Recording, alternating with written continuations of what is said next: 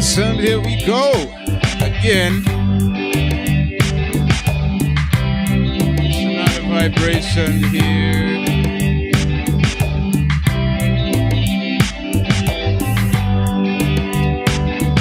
Yeah, my people, welcome to another Naked Truth.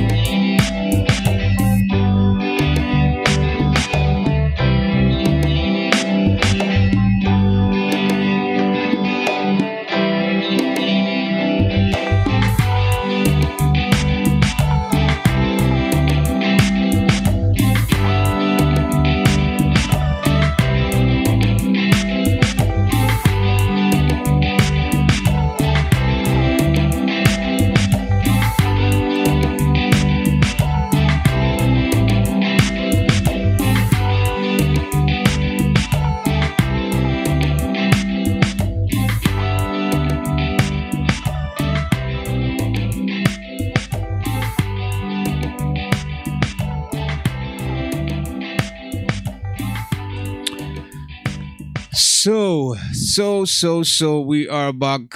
Greetings to everyone out there. Blessings to everyone out there. And everybody that's been tuning in.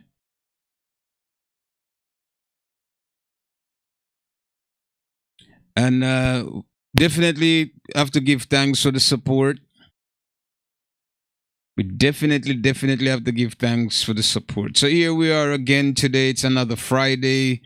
And we are here once again, debating and uncovering the truth.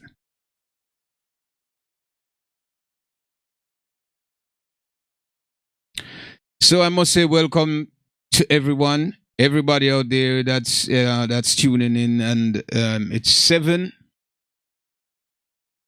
past the time now. It's about 7. So yeah. We're here again, and last week we talked about love, relationship, and we're definitely gonna do a part 2, right?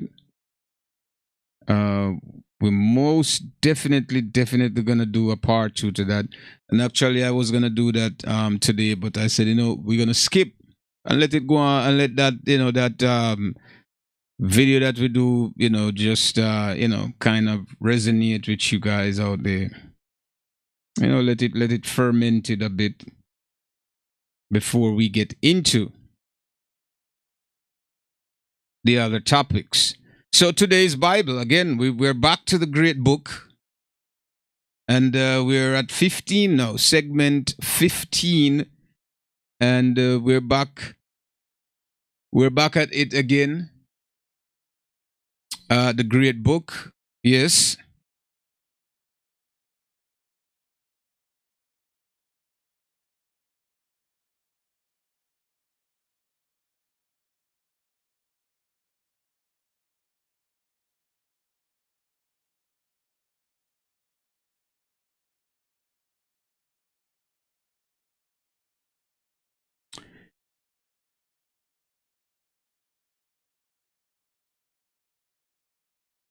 Yes, my people, forgive me for that.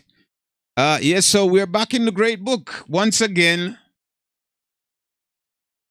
trying to find the truth about what's here and figure out, if everything in this book is actually true. Which I already know that, and but we're trying to give some information to people out there who are unaware of it.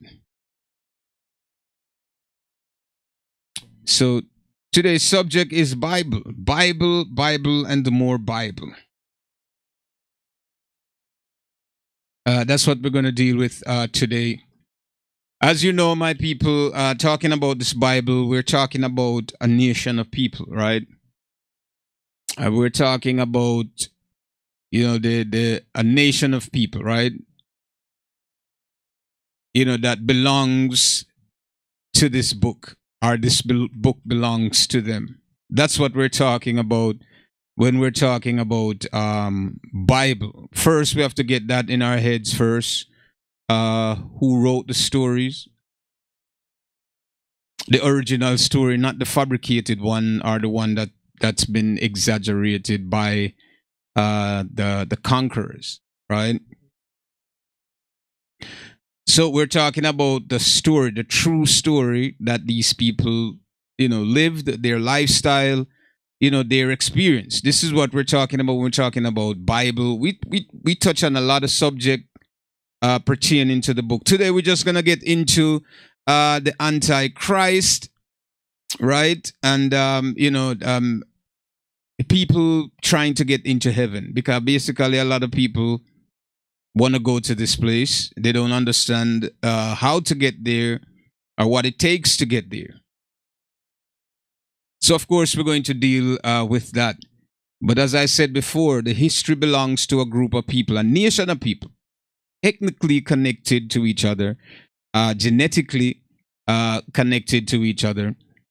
And there are many nations in the earth. You understand? This history just fall in the hands of other groups of people today that feel or think that they're inclusive to the story or the experience of this book. So that's what we're gonna talk about today. Dive into. The book is very complex, I should say, or the writings are very complex. It becomes complex because other people or other culture or other people from other culture tampered with it. So they tampered with the truth. They tampered with it. It didn't fit their culture, so they tried to make adjustment to it so that it can fit their culture. You have to remember, this book is coming from a cultural perspective, right? A people that live a certain way, do a certain thing, that laws, statutes, commandment was given to them by their creator, right? Now this doesn't resonate with other groups of people, and we're going to touch into that, of course. So we wanna get reading in the reading motion today, right? So let's find this here.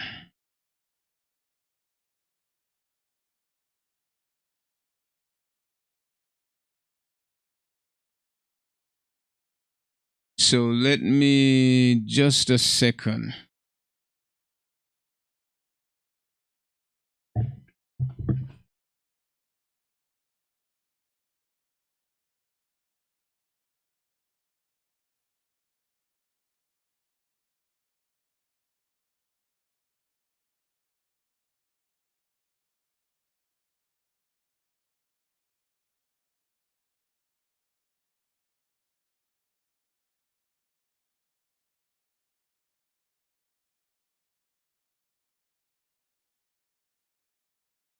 Yeah, sorry, I was hearing a little feedback.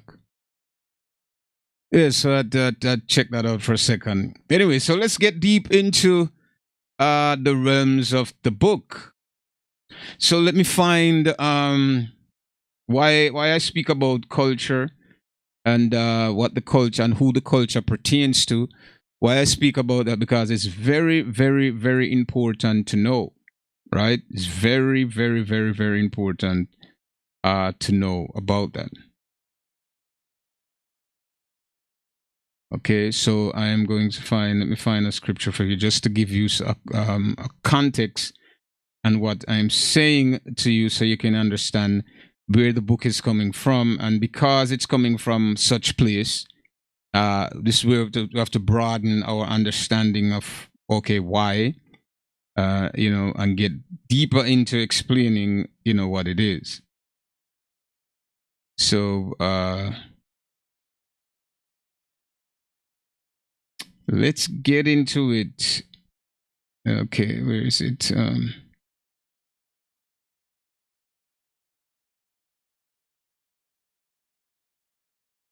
we're going to talk a lot about, as I said, we have to speak about the Antichrist, the people behind the conspiracy. I told you guys before that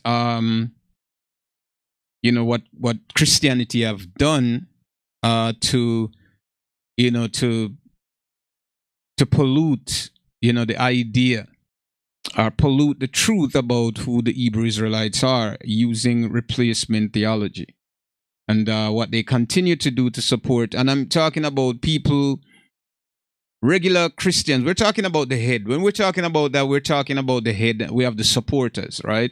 So we have the people that supports the idea of this, which is the mark of the beast, right? And those who worship the beast and the image, which we've talked about in Revelation in prior video. So we're talking about the supporters of this religion possess the mark of what you call the beast. Now, the mark of the beast is simply an identity that you're connected to, a certain program, right, or a certain belief that you probably think it's right to you. Whoever believe it would think it's right to them, right? So that's basically what it is. So we're talking about a people, and we have to establish the origin of those people, who those people are, because they exist today, despite of what people may think. These people exist today, right? So we're going to go to Deuteronomy 7 verse 6, right? And this is where the Most High make is election, right?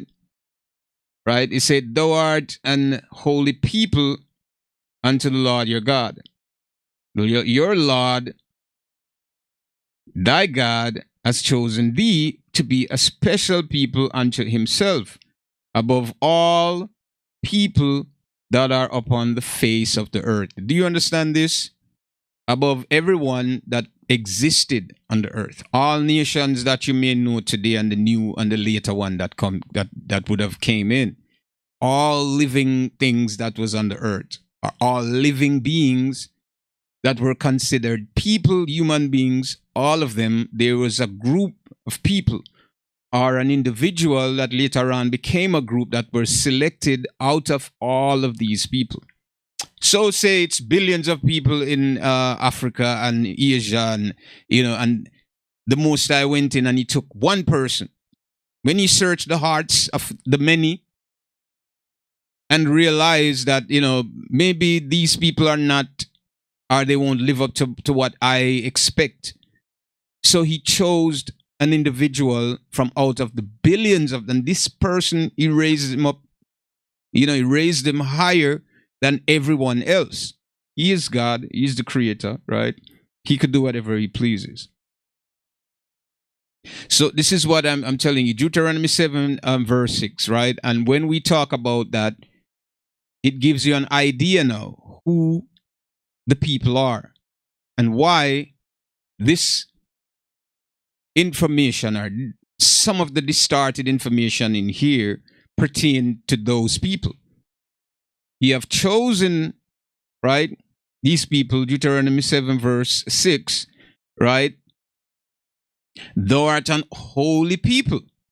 And we know what holy is, right? Pure, right? So they're an holy people, right, unto the Lord. They're holy. They will keep reverence with him. They will worship him. They will honor him purely, honestly, in truth, right? In righteousness, they will do these things. So they're an holy people unto him, right?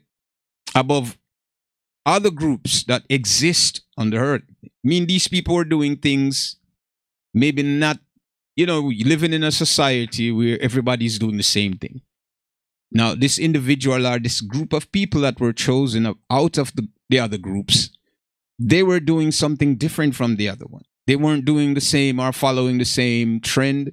They were different. Maybe people laugh at them and are an individual or him saying, look what he's doing, and he's not a part of the cluster. Why isn't he a part of the cluster? Look, we're having fun, we're doing everything. So the Most High found that these other persons or people were living in perversion, and wickedness and ungodliness, right? And this person proved himself out of the many that he wasn't doing what they were doing, right? And because he wasn't doing that, he caught the eyes, right, the Most High, and he said, you know what? This individual, I will take this individual, and out of him, I will raise up, good seed, right? Out of him, I will raise good seed, right? And that's what he did.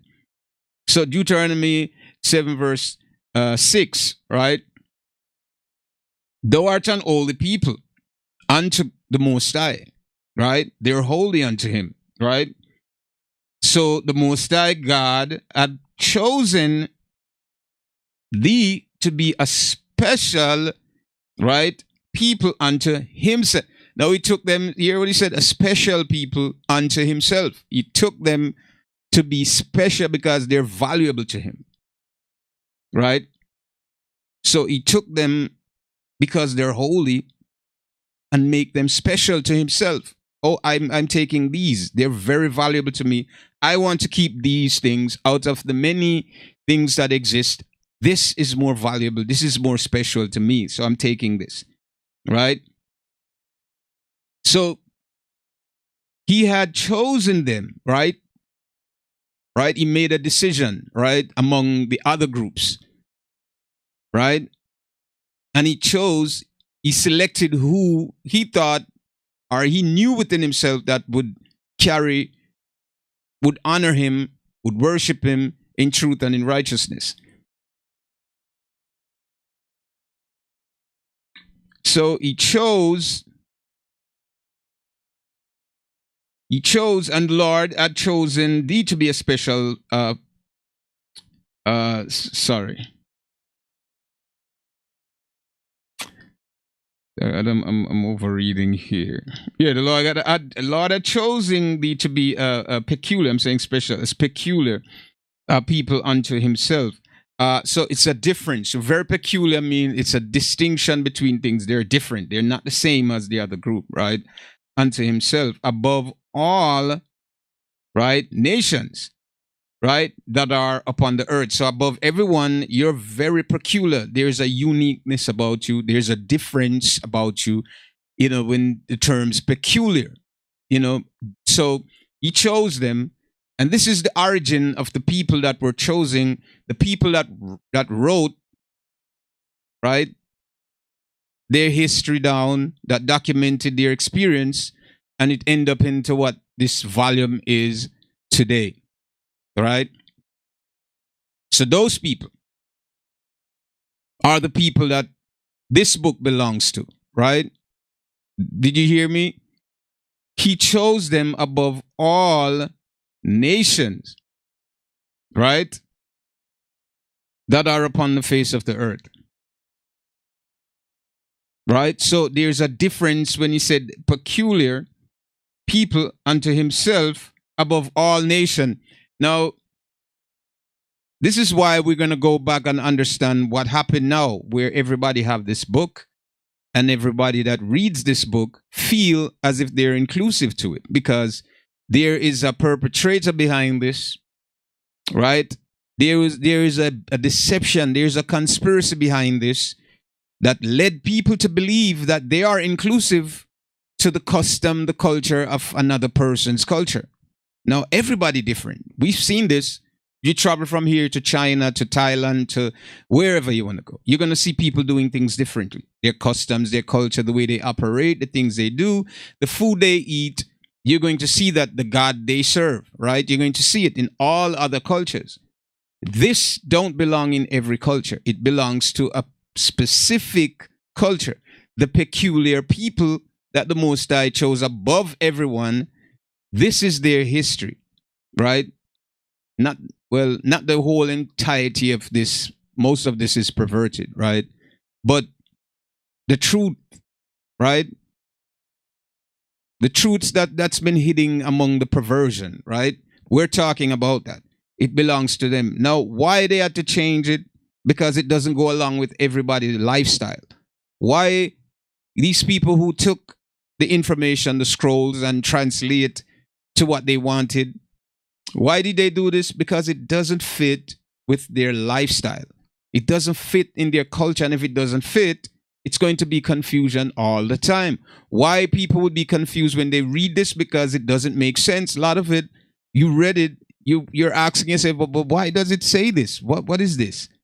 and so many different mistakes because somebody's trying to change the story to suit themselves, to fit themselves within the story, and they don't fit in it because it's not their story, it's not your truth. How could you fit in there? It doesn't reflect you. It reflects the people that are peculiar unto the Most High. You know, that's the people that it fits. But when you try to change this, it becomes a problem. And because these people are, you know, they are the authorities today. They're in control of the information, right? And they're the ruling power. Now, the ruling power won't say things or talk against themselves. They won't highlight another group, even they know that this group is stronger, or, you know, this group was peculiar, a peculiar people unto the Most High, right? Right? So the Most High chose them to be different, right? To be different from the other groups that are upon the earth. He didn't say everybody I chose to be peculiar to me. He chose Israel to be a peculiar people unto himself. He want them for himself. He want them to be his children and he their father. So this is where we go back to understand the division that today people will try to defend this and will say, well, God loves everyone. Right? This is the huge denial, right, that exists today. God loves everyone. For the fact that he created everyone, he has to love everyone. But then, if we go in the scriptures now, Deuteronomy 7 verse 6, we're saying something else here, right? Thou art a holy people unto the Lord. And you can read this. Now, when he said thou art an holy people, of course, if you don't have the context of this, you would think that, oh, thou art an holy people, he's talking about everyone, right? Thou art an holy people unto the Lord thy God, right?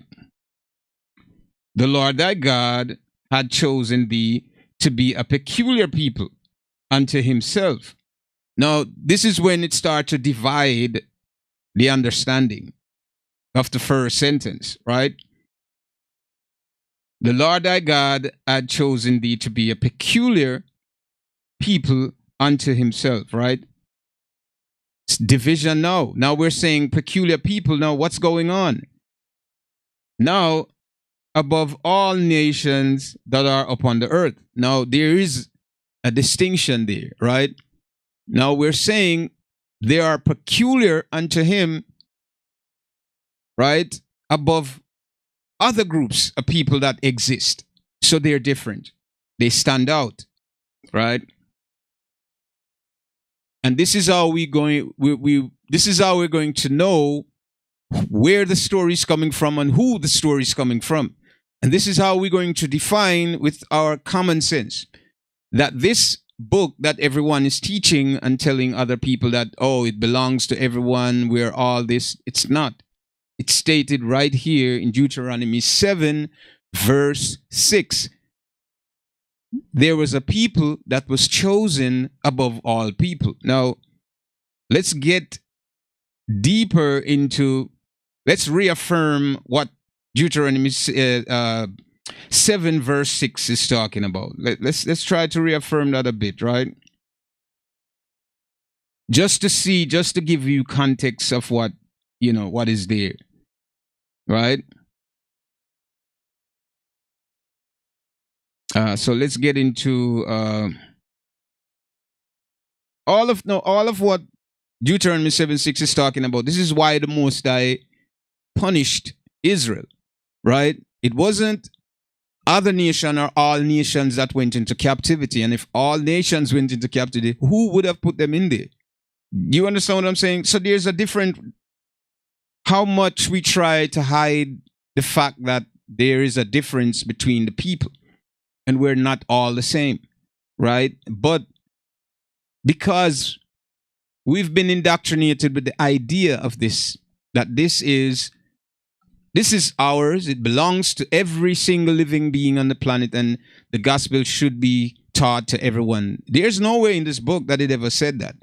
And we could get into that as well. Never said that we should go out to teach anyone. Do you understand what I'm saying? The Most High made his choice, and he said what he said. He said in the end, he's going to separate the people, right?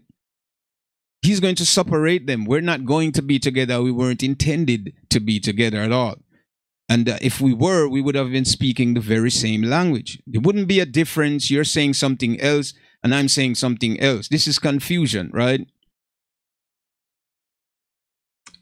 So I just want to reaffirm everything so that you have a good understanding of what's going on here, right?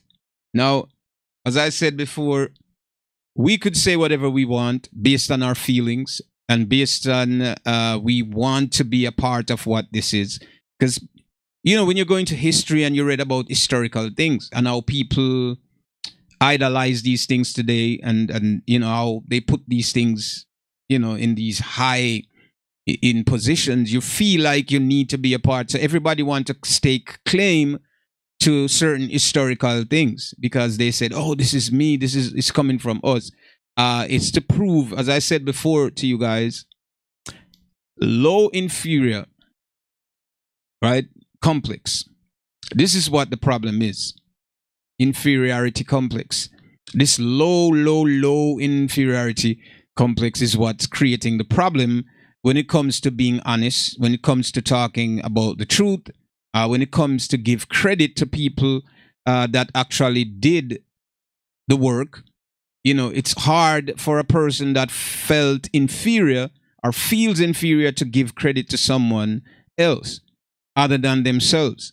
So this is where the problem is, because somebody felt out of place. Somebody felt like they didn't do anything or they weren't qualified. But guess what? This person now has the authority. Just imagine, for example, a nerd, right? That's been treated bad in the whole entire school. Everybody know that he's a nerd. You don't get respect. Everybody seems to be above him. And just one day, he got the opportunity to rule the whole entire school. What he's going to do, right? He's going to enforce the idea of that a nerd is the strongest and a nerd would be the best, and he will denounce the other groups like they're nothing, right? So this is what kind of happened when the other groups of people who weren't a part of who the Israelites are, who came together and decided that, let's kill Israel. Let's get rid of Israel so their name would no longer be in remembrance. Just get rid of them. You know what I mean? So they have taken craft to counsel against the Most High and against his people. Right? Let us just cut them off from being a people no more so their name won't be remembered. Let's lost them and scatter them among whoever. And this is their idea. Right? So not only, and we're going to get into some questions as I finish up this. So not only, right, that we understood that the Most High had chosen someone or a group of people different from other groups or out of the other groups of people that existed. Now, these people are different. They're peculiar, right, unto the Most High, right? They're peculiar. They're different. There's a different response that he's going to give to them than he would with any other group. He said, you have never dealt so with the other groups of people, right? He has never dealt with the other groups, right? And I'm going to find that for you guys, right? Now, why I'm saying this is, and I'm not going to read through the whole thing, but I want to give you guys an idea, And the reason why I'm stating this is because I want you guys to understand that how we think about the Bible, how we think about this thing, it's completely wrong. The way that we try to include things that don't belong there. We're doing this because we're going with our emotions. We're going with feelings. You understand? This is what we're using to define, what we think is truth, and that's wrong. You know, you have to give to the lion what pertaineth to the lion. You know what I mean? There is nothing else you can do. The lion, he has his space, he has his authority. You have to give that to him. The cat, the tiger, they have their space, they have their authority within their own confinement or their own area. So you have to give that to them. So we're trying to establish or understand the people and why the other nation would have felt a way towards the other group of people. Why they would say they hate me and my father, so they will hate you also. Why? Because there is a people that were chosen out from among the other groups of people that existed on the earth. And they've been treated a different way. They've been considered by the Most High. The Most High considered them. So when they do wrong, what he do? He punished them. He sent them away and said, okay, I'm going to scatter you among the nation then. This is what you do. I'm going to let you serve them. I'm going to let your enemy kill you. So outside of Israel, the other groups of people who are Gentiles would have considered to be the enemies or the enemies of Israel, depending on how deep their hatred is towards the Israelites. Now you have to understand there was an individual that were chosen, and then he were chosen, and out of him the Most High made a promise. Out of his seed would have been this. So they were a very fairly small group of people when they started out, because everybody else was progressing. Every other nation was doing what they did. Have their own gods, their own image, whatever, sacrifice, custom, culture, whatever. They had everything, that they were doing. They were into what they were doing. They didn't care about the other nations around them. Everybody was focusing just like today. Not like today. Well, today, academia from the Western or European perspective it's actually spilling over in other culture. This wasn't the case, right? Everybody had their own thing doing. Nobody cared about the other nation. Even when Israel was at its height, nobody cared. Everybody knew who they were because they've heard about the stories. The news, there wasn't social media then, but word of mouth got round. That was the social media then. So people know about what was happening with Israel at that time. And they feared the Israelite because they know that there's nation who went against them and failed. Mighty nations that they are the nations who even have the slightest idea of invading their borders would have think twice, like, no, it's not worth it because we're going to die. And there were some of them who were bold and think that those others before us was weak, and they did try and they got killed. Do you understand what I'm saying? So everybody know the nations who had encountered would have gone back to their place and spread the news, and people who interact with any groups of those people would have known why the Israelites, were feared, right? Why they were feared, and nobody wanted to fight with them because they know that it was a losing battle, right? So just to give you clarity, right?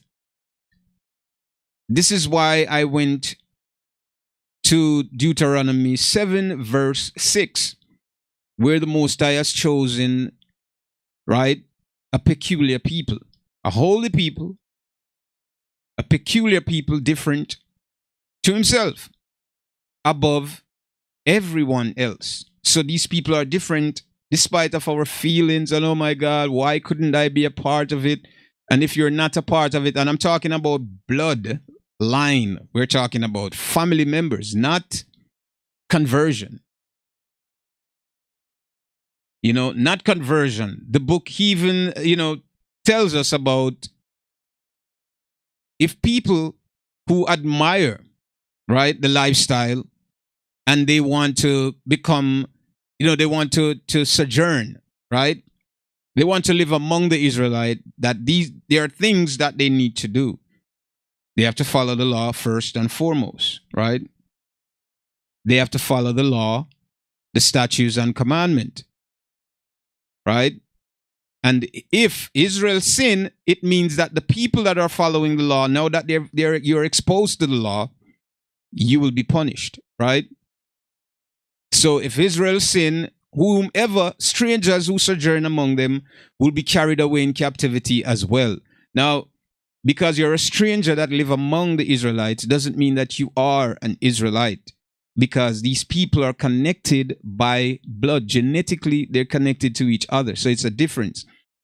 The book goes as far as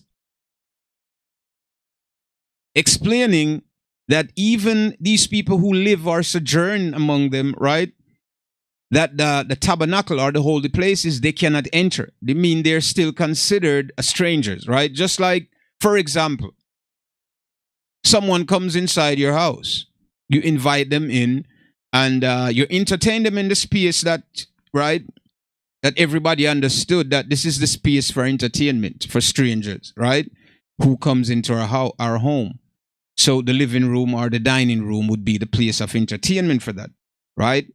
The bathroom is, well, if they want to use it, you will allow them to go there.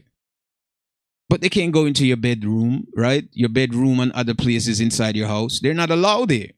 Do you understand what I'm saying to you? A stranger is not allowed in your bedroom and your private places. No. So there would be restriction. It means that they're not family. But guess who have access to your bedroom and everywhere? It's your family members, right? They could go anywhere in the house. But a stranger could not. So this is the same idea when they said you could sojourn, right, among the Israelites, follow the laws, the statutes, and commandments, but the tabernacle, right, the holy places, you can't go there. You won't be able to go to these places, right? So the tabernacle, right, which is the holy place where they kept all the holy things of sacrificial instruments and stuff like that, you can't go inside there as a stranger, even you following the laws, the statutes and commandments, because you are considered an outsider still, even though you're following the law. So the peculiar people that the Most High chose, right, is a group of people that their descendants would inherit these things. It means they're connected by blood. So you cannot just connect to these people and say that you are one of them. If you're not genetically connected, then you're not. You can't say that you're an Israelite, right? Because you cannot convert to being an Israelite. You can follow the law that they follow, but you can't convert to be one of them. It's impossible to convert yourself to be an Israelite. There is no such thing as a conversion to become an Israelite, because these are an ethnic group, right? And you can't just say you're converting to become Russian or converting to become. You cannot become. We're talking about ethnicity, right? Right? It's people that are built up of the same thing. You can't convert to that, right? You can convert to the lifestyle, right? You can follow the lifestyle, but you cannot convert. You're changing to follow something, but you cannot become them. But you can follow their principles. You can follow what they do, but you cannot convert. So this is another thing that you have to think about, right? You won't be able to convert, sorry, to them. So we talk about Deuteronomy 7 verse 6, right? Thou art an holy people unto the Most High, and he has chosen you above all the other groups of people on the earth. So now we know where this history is coming from. The group of people that were chosen by the Most High, this is their history. This is their culture, their customs, their experience. Everything is here, right? The way they interact with women, their poems, whatever, their songs, all here, right? And how did it get here? Did the people who wrote their history or their experience down share this with the rest of the world? No, they didn't. They did not. So this is where we get to how did it end up in the hands of people today, right? Who are non-Israelite. And this is reality. This is truth. When we find this, we will realize that, wait, that means something is wrong here. Because if these people didn't share their information willingly to you, how did you get it? How could you get it and change the narrative about their story? And how could you get it and try to teach their story, right? And it's not your story. Do you understand what I'm saying to you? It's impossible. But that's what they did, right? Now, just to reaffirm all of that, what I've said, Deuteronomy 7 verse 6, that they were a peculiar people unto him, and he chose them above all nations. All nations mean there's different groups, tribal groups that exist in the earth. And he chose these people above them and put them above all the people. So they're different. They're special, they're peculiar, they're different to him. Now, this is what he's saying again. He didn't say everyone. So I want people to loosen the idea, the program that you've been programmed with from you as a child, all right, to listen and loosen the idea and delete these program and negative things out of your head. So we're talking about Romans 1 through 14. So who are Israelites? So who pertaineth the adoption, the glory, the covenant, the giving of the law, and the service of God, and the promise, whose are the fathers, right?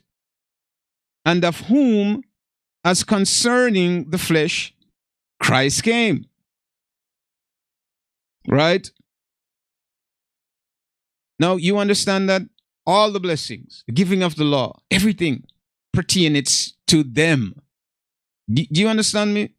So it goes back, right? It goes back into the whole idea that, okay, this is reaffirming the idea what Most High said, and the laws, the statutes to come, it's pertained to the Israelites. Now, I know a lot of people will say, well, what happened to the other groups? What happened to them? I don't know.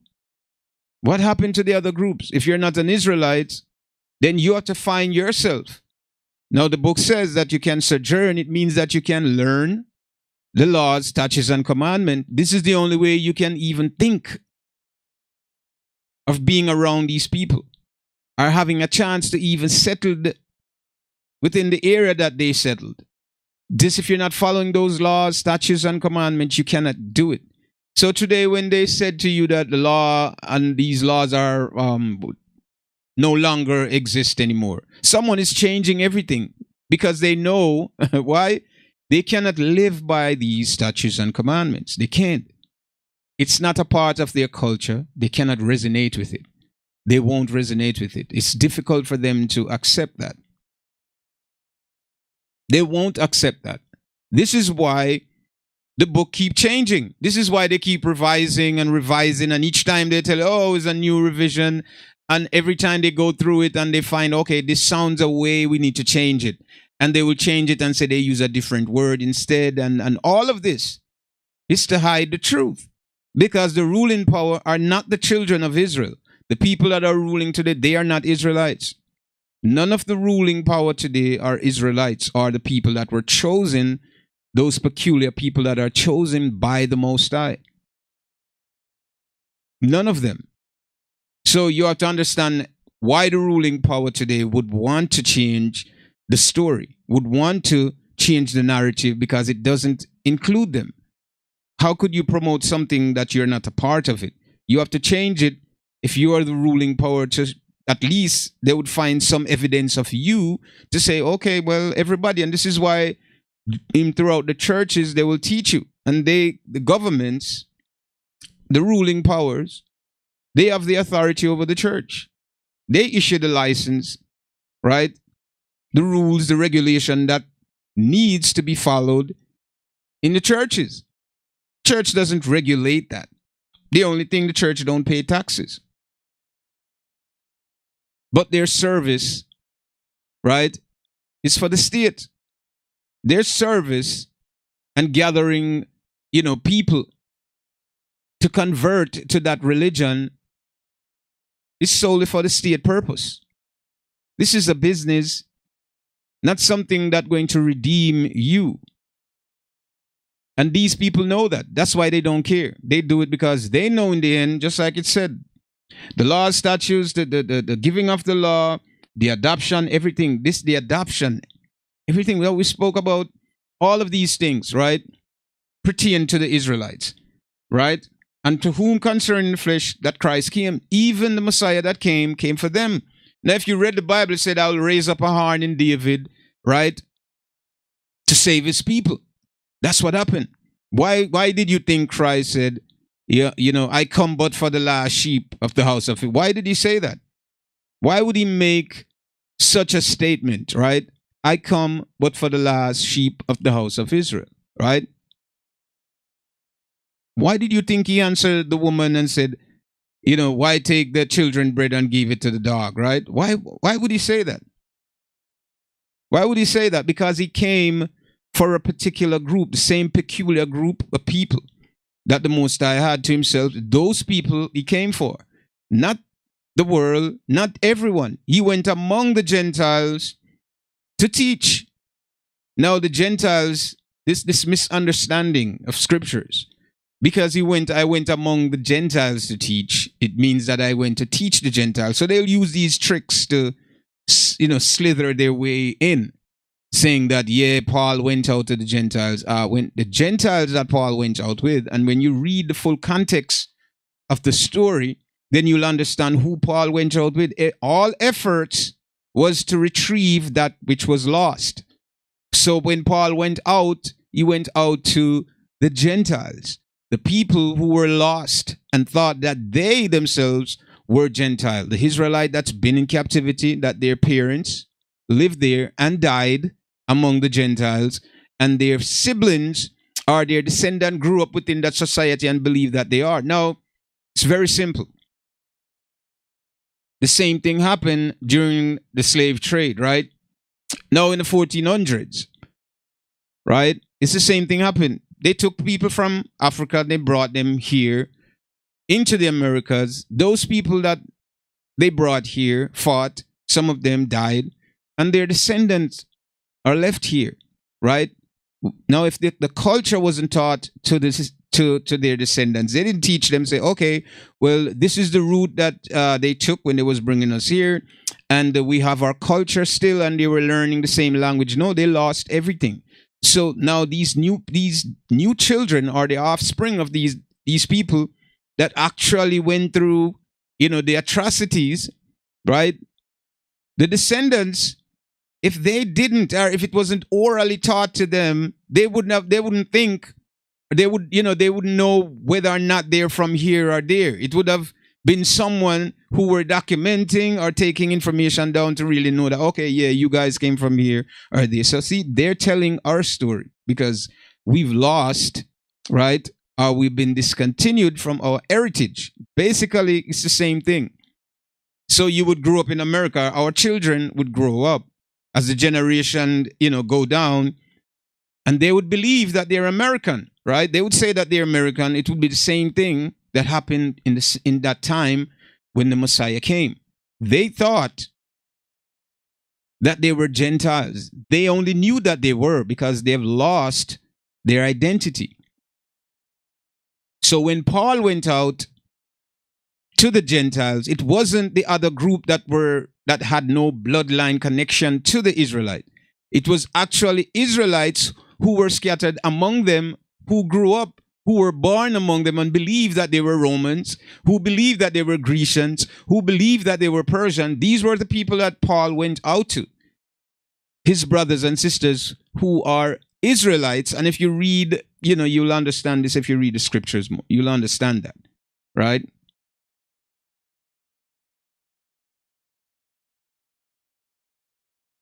If you read Romans 1 through 14, you'll get the whole picture. He said, so when you read the full context, you'll understand. He said, who are Israelites. Paul went out to the Israelites, who are Israelites, right? To whom pertaineth, right? The adoption, the glory, and all of these things. So if you read this, you'll understand what I'm talking about. So because we were taking from our ancestors, we're taking from Africa. Now we live in the Western Hemisphere. What do we think we are? We don't think that we're Africans, right? And if the idea of Africa never exists, right, I wasn't transparent anywhere, we would believe that the geographical area or the name of the geographical area would consider that's who we are. By the name of the area would say that we're American, we're whatever the name pertaining to that area would be, we would attach that to ourselves and say this is our identity now. We're Americans, we're Jamaicans, we're Guyanese, we're St. Lucian, we're Barbadian, we're Asian, we're all of these things. Why? But where our ancestors came from originally, that's who we are. You get the picture? So when Paul went out, it was the same concept. And in the last days, it's the same concept. He said, where is Israel today? They're scattered among the nations. Judah is scattered to the four corners of the earth, live among the nation in small contingents, small groups, and they're serving their enemy until the last days, right? So they're scattered, the northern country and the isles, right? So the islands, all the islands, Judah is scattered there, and in the northern country, they're everywhere. Judah is everywhere, scattered among the nation of people. He's been punished, right? And this is happening when the last days is upon us. When the messianic age is at hand, it's the same thing is going to happen. He's going to collect all of them who think they're Asians, Jamaicans, Barbadians, Guyanese, all the way back around. And I'm talking about Puerto Rican who believe they're Mexican because they're living in Mexico, who believe they're French because they're living in France, who believe they're European because they live in Europe, right? Who believe they're Puerto Rican because they live in Puerto Rico, right? Who believe they're Guatemalan because they live in Guatemala. Venezuela because they live in Venezuela. Belize because they live in Belize. All of them are scattered. And they're there. They're remnants of them there. You could tell who they are. And they're the least among all the people. When I said least, not talking about numbers. The way that they've been treated with no dignity or honor. They're the lowest in the society, basically. And they're scattered among the nation, the four corners of the earth, as the Most High described why he would do that to them, to punish them because of their sin, our ancestors' sin, and we have to pay for it, right? And we're the descendants of those people means that we have to live in that punishment until when we, as a people, find ourselves. When we finally wake up to what and who we are, then we realize, well, so this is it. Then everything breaks loose. And because we're connected, because we're family, when we begin to love the Most High and serve Him with all our mind, our hearts, and soul, we're going to connect with each other. We have this innate ability. We don't need to. So, let me be clear. We don't need social media, as they would try to use this to ban a lot of truth. Right? And try to say, well, you can't, this is not going to be something that would be able to stop what's going to happen. Right? We are going to need Instagram or social media, Telegram or whatever platform. We're not going to need that. We have this innate ability that we're going to connect and know exactly what's going on with our brothers and sisters around the globe. So we don't need this. So they could try and try and try until they won't be able to stop what's coming. So the Bible has said this. The prophecy is there. It's clear, very, very clear in front of all of your eyes. Very transparent, but you're in denial because of what you've been indoctrinated within the European system. The people that are the ruling power today. You've been indoctrinated with their ideas of what history, what the world is, how people supposed to function, and you're going by their narrative. You're living by their examples. You're living by their ideas because they standardize it that this is what it is.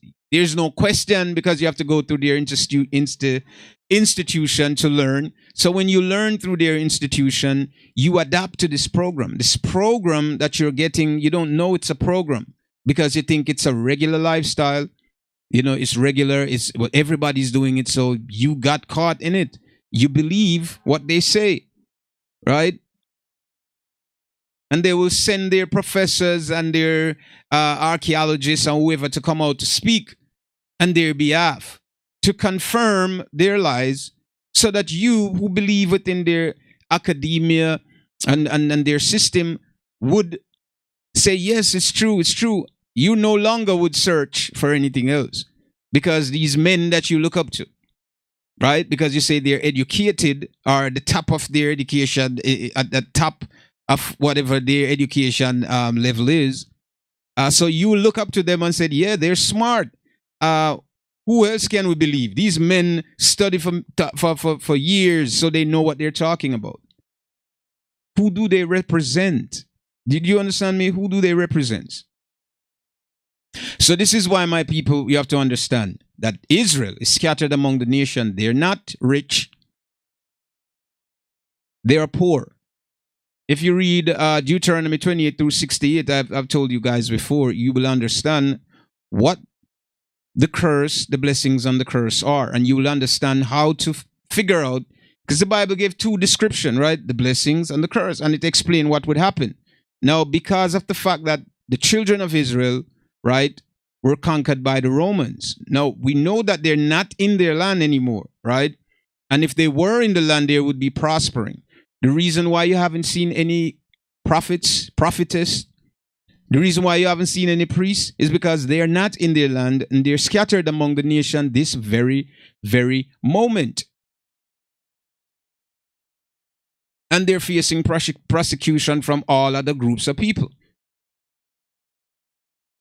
And they're the least within their community and the society where they live. So this is why in Revelation the Bible tells us, I know thy work. I know thy works, thy tribulation and poverty, but thou art rich. Blasphemer those who say they are Judah, are Yahudah, but are not, but are of the synagogue of Satan. So there are someone who's saying that they are the people who are not. Now, the prophecy is there. You can take it the way you want, but the truth is right there. Someone is saying that they are and are not. And the reason why the statement was made is because they know, the prophets know that there was a time to come where these things will be happening, and these will remind you, right? It will bring some kind of remembrance to your inner thoughts or your inner self to analyze what's happening around you. Like, okay, the book did say that, didn't it? So someone would come saying that they are who are not. And why they would have the authority to say that they are is because you would be beneath them. So they will exercise their authority, right, to convince the population outside that this is who they are, and they will push their narrative to the highest level. But yet, the prophecy is telling you that Israel is scattered to the four corners of the earth.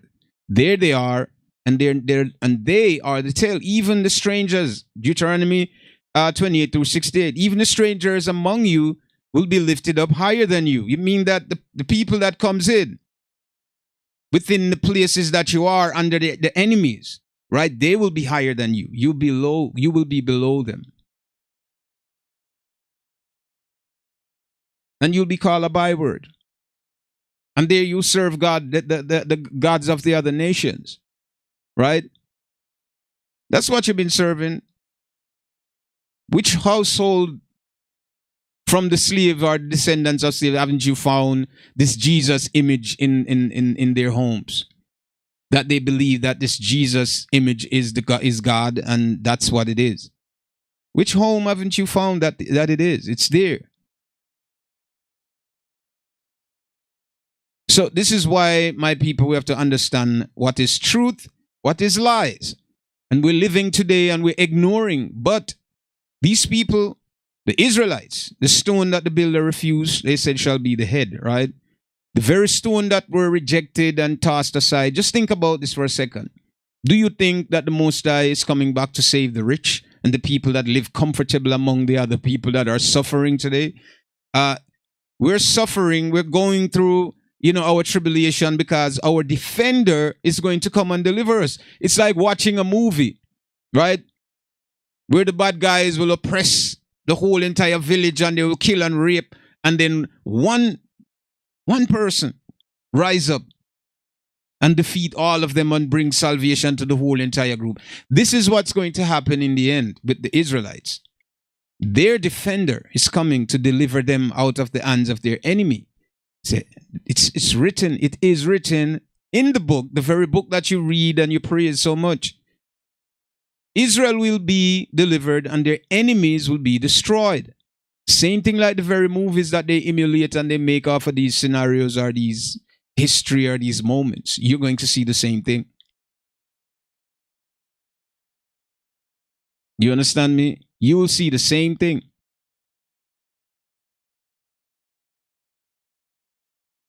So you have to be very careful. My brothers and sisters, you have to be very careful what you absorb, right? So I gave you some context there. And welcome everyone.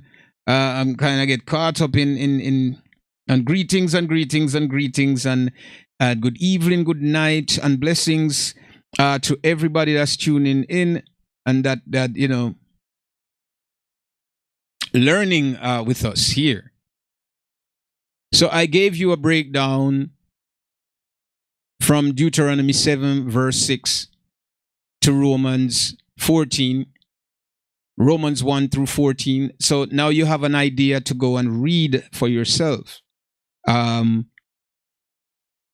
get deeper understanding of what I'm talking about. Because I told you, because there was a group that was chosen from that time, it means that the information was given to that group. They were the only people that communicated with the Most High. Now, we could talk whatever we want. We could say whatever we want in our feelings because we feel like we need to be a part of what the good things are. So we could say anything to defend, our alienation, right? So we could do that.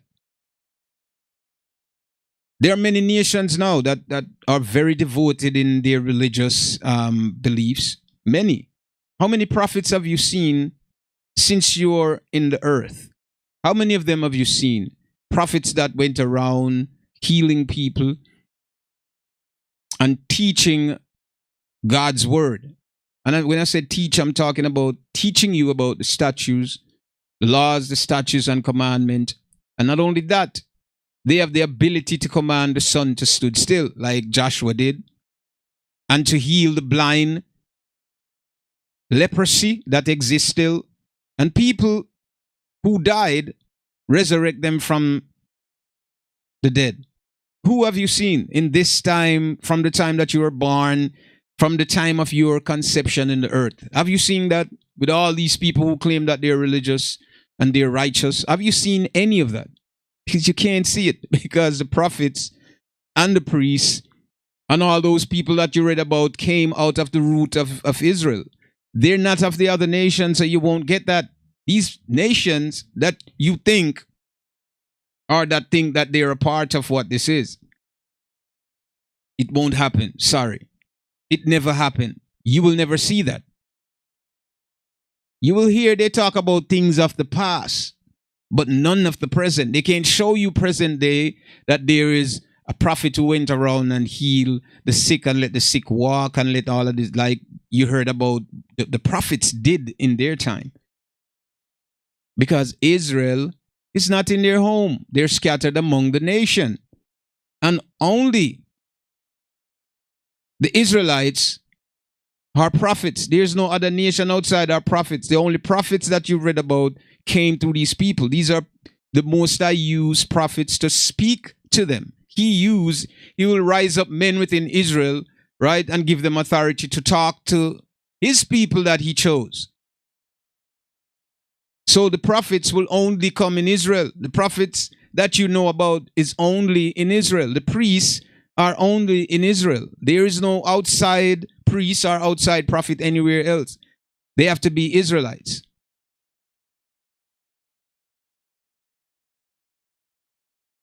So we got to get our facts straight, right? We will believe whatever because a lot of us learn these things in school or learn it within our society or from people, or many people learn it going to church. The pastor would tell them things, they will hold on to that and they will believe that, and they would convict themselves to this. Is it the truth? No, it's not.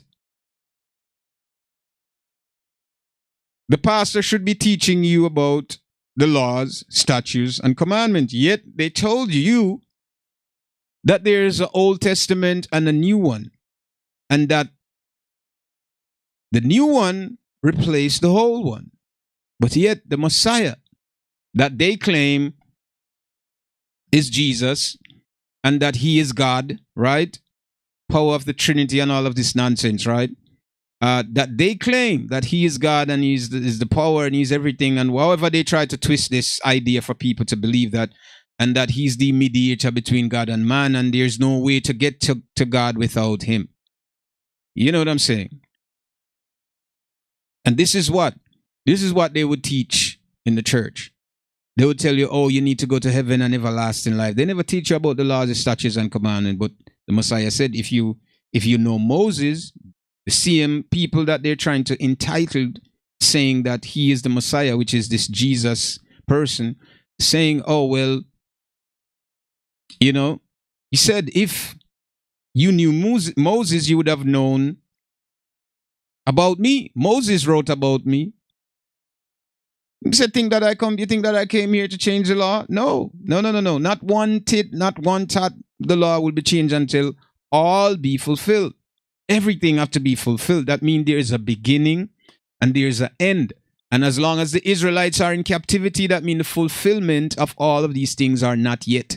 Simple mean that the whole law that they call hold still exists today. The laws, statutes, and commandments have to be lived by the Israelites, not the other nation, because they can't. And this is why they're trying to debunk the idea that there's a new and there's an Old Testament. And the old ways, we don't need it anymore. Get rid of the old things, right?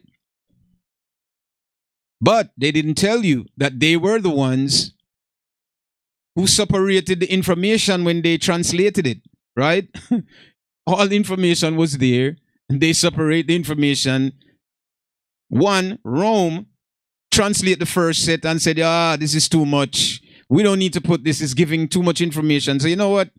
We're just going to do from Genesis to Malachi. That's it. And that's the whole entire book of what the Old Testament is, right? Then King James came along and said, why was the other books taken out? Why were the other information suppressed? You know what? I'm going to do a translation and put the suppressed information in it. Now, they call the information that were suppressed the Apocrypha. Now, see, you can't even talk to Christians and other people, groups of people about this, right? They will think, oh, well, if it's not in the Bible, mean it's not this. They believe in this thing so much. And they will put their life on the block for this and don't know that majority of what's here is a lie. Do you understand what I'm saying to you? But they would go hills and valleys to say, oh, yeah, but it's not in the book. But the book, the other books that we're taking out are books that are a part of what the story or the idea of this is. So it was taken out. Yet they would tell you in Revelation 22:9 that any man take away from this shall be punished seven. This is a whole bunch of lie. First of all, church wasn't in the book. Jesus wasn't in the book. You understand what I'm saying? Until the 1400s, the what you talk about the oh, this word, man. What they talk about, the Trinity, that wasn't in the book. All of these things that they tell you, most of those things were never in the book. So why would they say Revelation 22:9 that any man take away from this, but yet they took away and had things to it? You understand what I'm saying? They had things to it, yet they're telling you in the last chapter of Revelation that any man take away from this will be punished, right? But they took away everything from it. They took things away from the book. They had things, right? Now you gotta think as a person living in this modern time, right? You have to think that Jesus, where did this name come from? Where did this come from? Where? Because the people were Israelites and he were born in Bethlehem according to the same scriptures that we've read. He was born in a city in Judah. Judah was the city, Bethlehem was the town, right?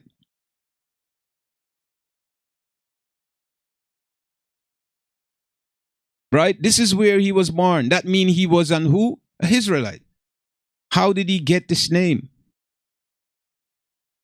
Oh, they would tell you that the Greek Septuagint and other things, and the Greek translate and from Latin, and they give you all kinds of excuse to justify why. Oh, and it's the name change in Greek, and they'll tell people this, and people actually believe this. But okay, fine, the name change. Why? That's the only name that changed in the book. Then why aren't all the other prophets' name changed to Greek name?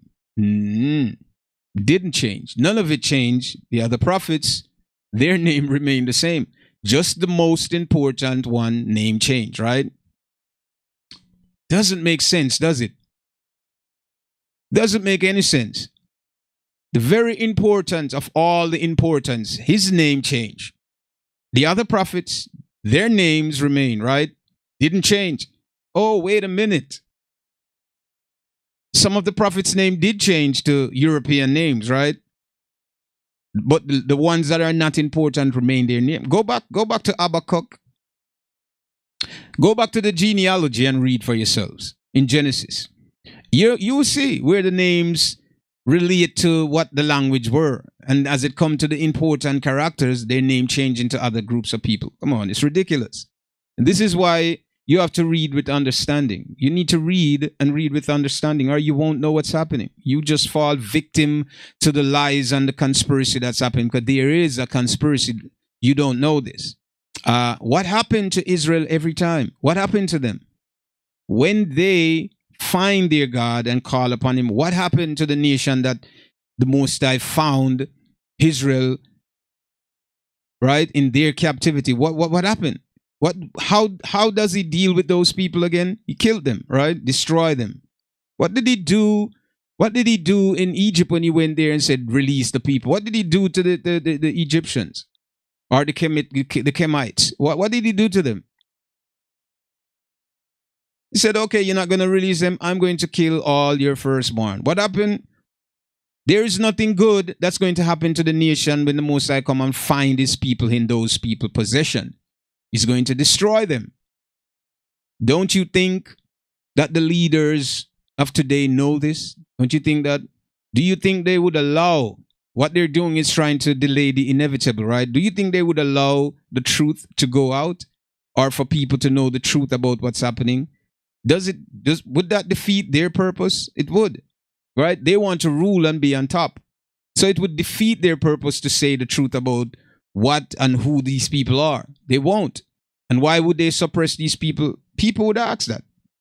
Simple-minded people would say, oh, why would they try to suppress the people? Why would they do that? Why would they do it? Because they want to rule. And they know that when these people rise, that would be the end of their rulership in the earth. No more. Won't be no more. When the Messianic age comes in, that's it. There's no more other country on top, nuclear power, whatever. There's no more world or superpower country, whatever you want to classify. There will be no more of that anymore. You think they don't know that? Why it's important to keep the Israelites where they are and speak less about who they are. and don't shine the light on them at all. And hope that you can distort the story as much as you can so they would never find their way. That's what's happening here, my brothers and sisters. Good evening, good evening, good evening. Welcome.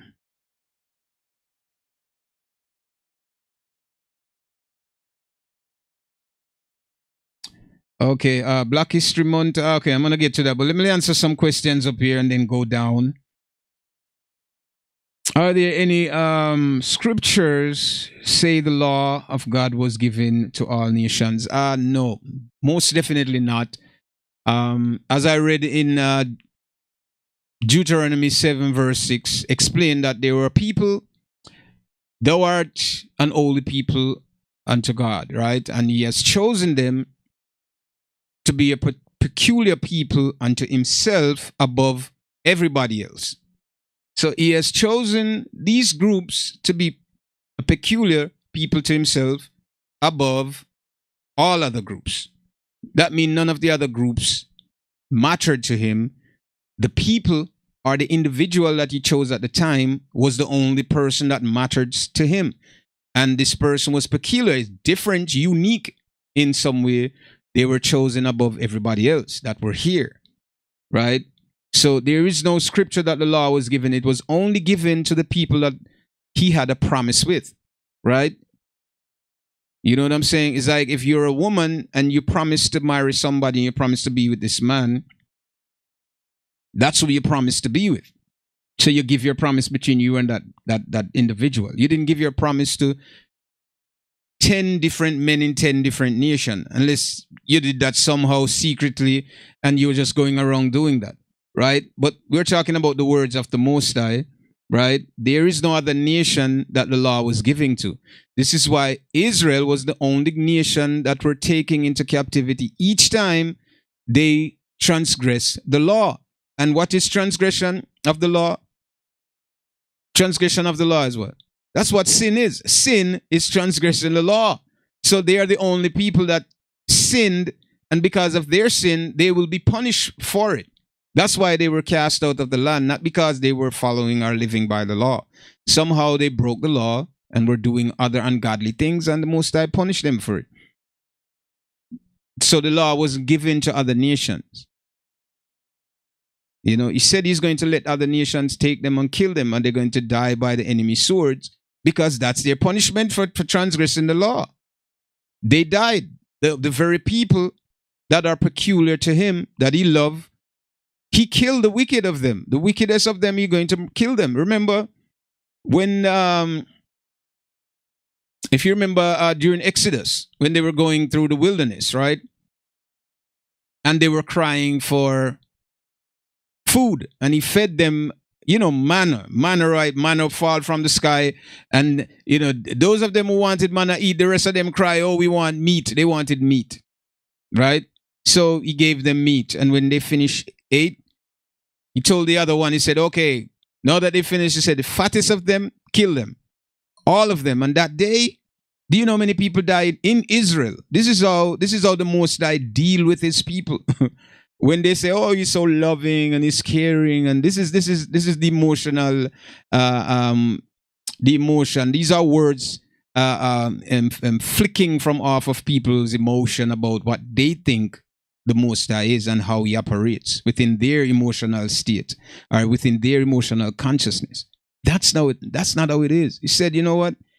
He fed them meat, whatever the meat was, and when they ate, he told the warriors, the other warriors or the soldiers, and he said, listen, kill the fattest of them. You know how many people died that day in the wilderness? That's just after they leave out of Egypt. They was in the wilderness for 40 years, right? 40 nights, 40 years, something. What did he do?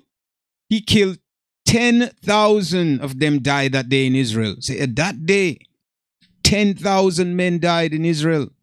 Who killed those 10,000 men? Wasn't the enemy. The Israelites killed them. Do you understand what I'm saying to you? The Most High said he wants no sin among his people, So anytime sin arise among the people, this is what happened. This is why when they talk about we talk about Lot, right? When the angel visit Lot, Sodom and Gomorrah, right? When he visit there, and because of the transgression, what they were doing, and the reason why the city was going to be destroyed. But Abraham was talking to the angels, them, and trying to, because he know that his brother lived there.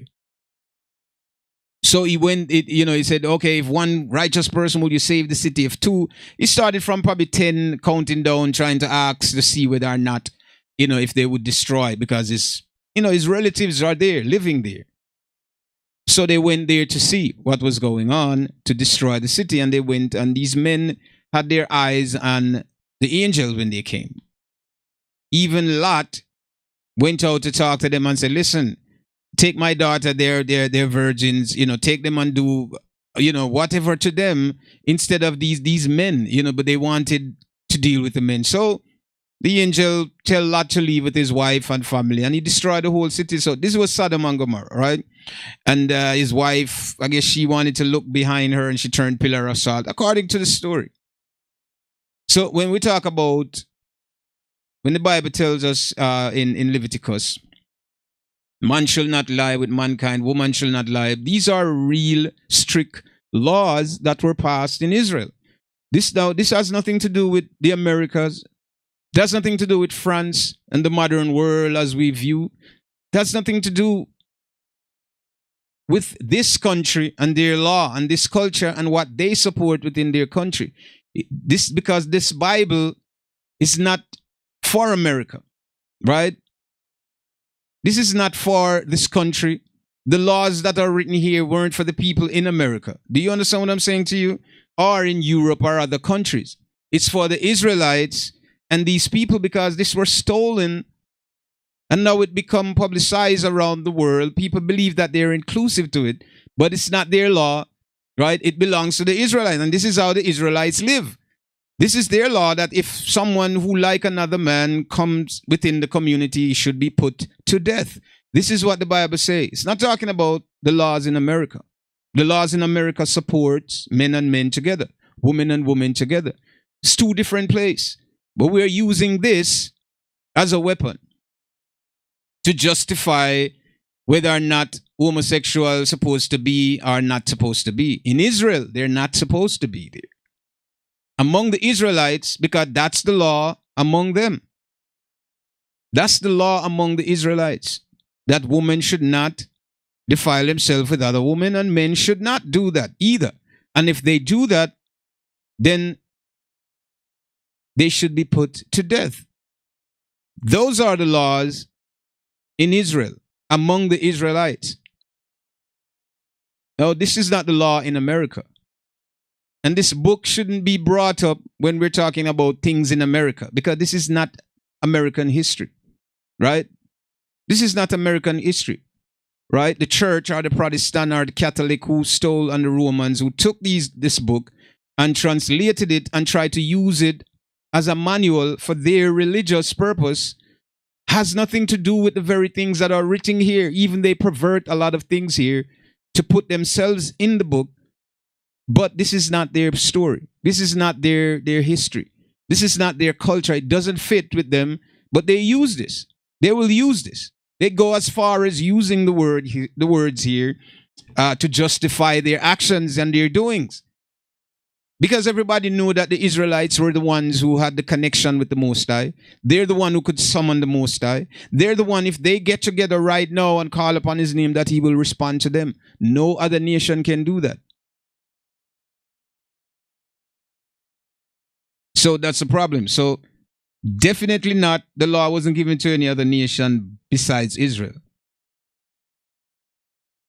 How can a generational curse be broken? If the curse was given, it must be a way to prevent it in the first place. Now, when we talk about Deuteronomy 28 through 68, there was a law, there was a blessing and a curse. And if we do the blessings, we avoid the curse.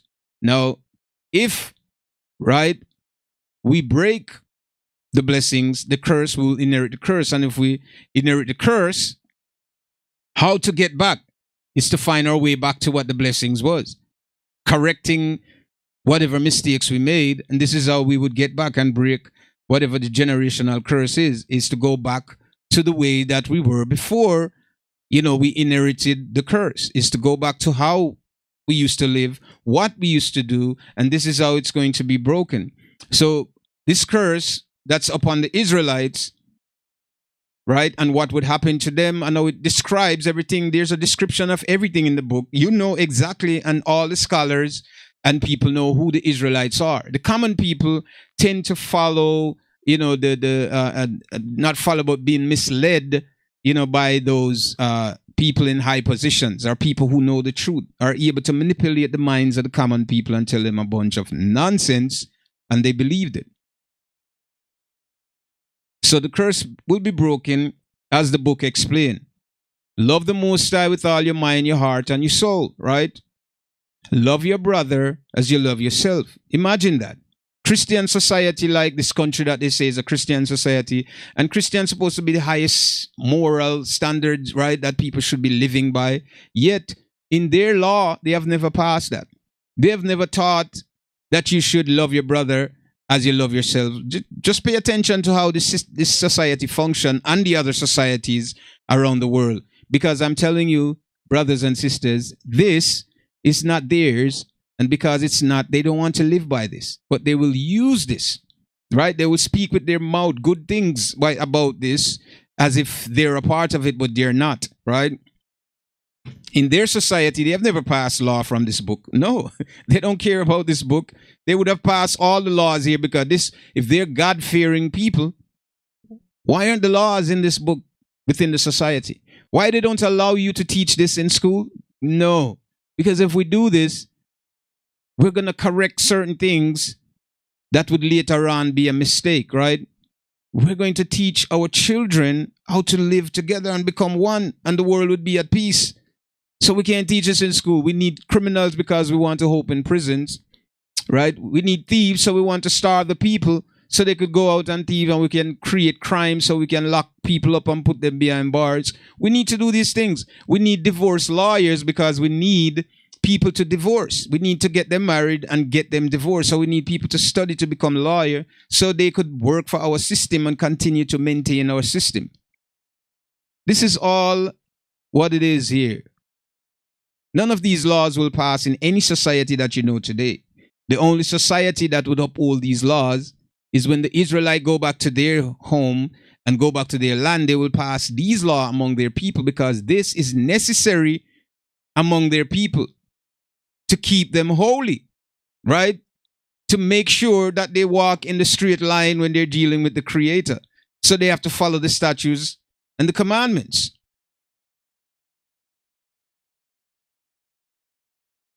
Okay, so what is easiest way to know what's in the book are original and true, and that what revised is lies? Well, it's very simple. It's very simple. If we go back, when we read the scripture, because the story don't exist without the original root within it, right? So they took the scrolls, and they will exaggerate some stories, or they will change some stories. Now, when you're reading, if you're using your common sense, you're going to understand, right? When you use your common sense, you'll understand by reading the book that there are a lot of clues in it. There's a lot of clues that they try to hide. A lot of things they couldn't. They weren't able to hide everything that was here. So you find that there are a lot of things that comes out, right? But you have to be reading the book to understand it. Not been taught by your pastors or your preacher or whoever, deacon, whoever that is, because he's working for the state. So he's going to teach you based on what they expect him to teach, not to bring your mind to the light, right? Or your understanding to light, but to keep you in darkness. Basically, so you'd continue to go to the church, paying your 10% so the pastor and his family could be rich and their children rich, and they live lavish lifestyle while you're suffering, thinking that you're dying and you're going to heaven. Right? So when you read, you want to find the truth in this book. You understand me? Now, for the Israelites, uh, their spirit bear witness to the truth. So it's when they begin to read this book, a lot of things will begin to come to their mind. Some of them will try to use these information that is coming to twist it within the what you call the institutions, right, or the teaching that they receive within the institution, which are conformed, right? They will try to mix it in. They don't understand that it's far beyond that, but when you limit yourself with the program that a lot of people got within the society, it limits your understanding. It limits how far you go. You're not going to go outside of what's been taught. They teach you, well, okay, the recipe to make bread is salt and flour. So just say that, for example.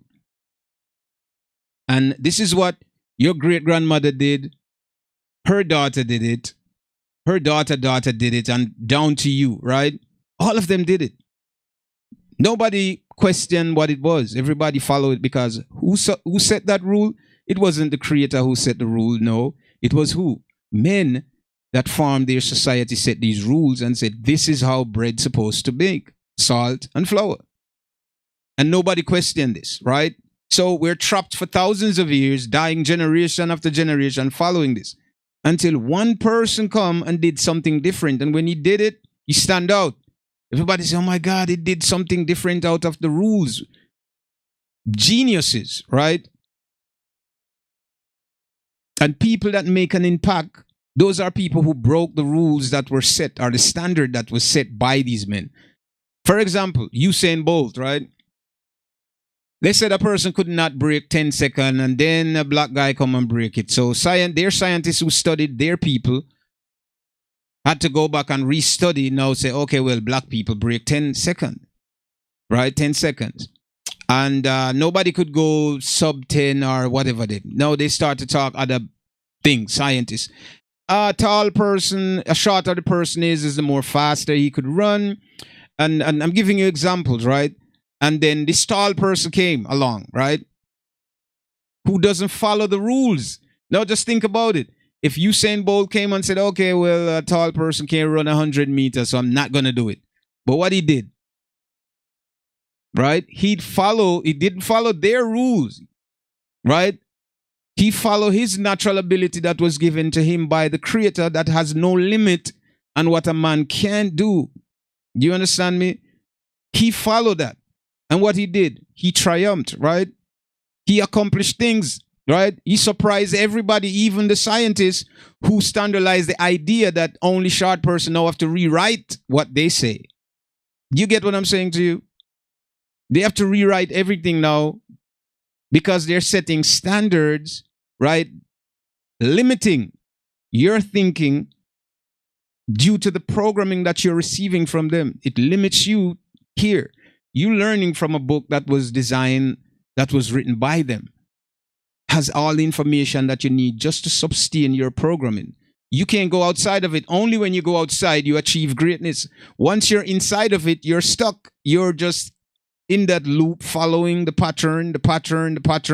Whatever pattern they say, this is what I'm following. I don't know anything else outside of that. Do you understand what I'm saying? So outside of academia, because it becomes that program for you. This is what you do. Right? So this is how we define what is truth and what is not. Because now we break the shell, or we break the ceiling, and we understand there's another level there. Besides what they say. When you follow these standards, you're only restricting yourself. Well, we can't go no more because this is the end of the research. And that's very foolish. You know?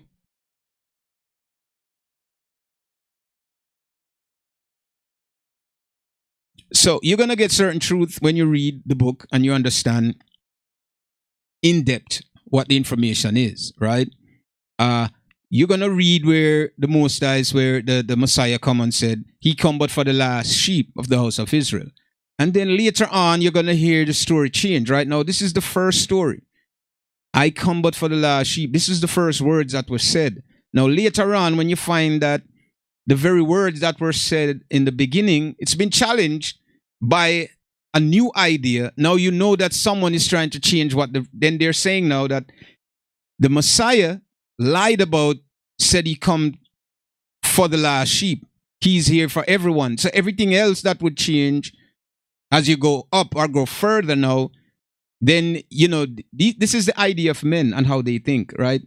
Everything else that changes going forward and contradicting the foundation, like, okay, well, the Messiah said he come but for the last sheep. Now, later on, we said, oh, because he loved the world, he gave his only begotten son, that whosoever. Now, we're talking about everybody. We're including others when he only said that I came for them. Now, this is questionable now to ask yourself, what do you mean by whosoever? Now, you're telling me that you came for them. Who did you come for? It's a lie. It's a confusion. What it is.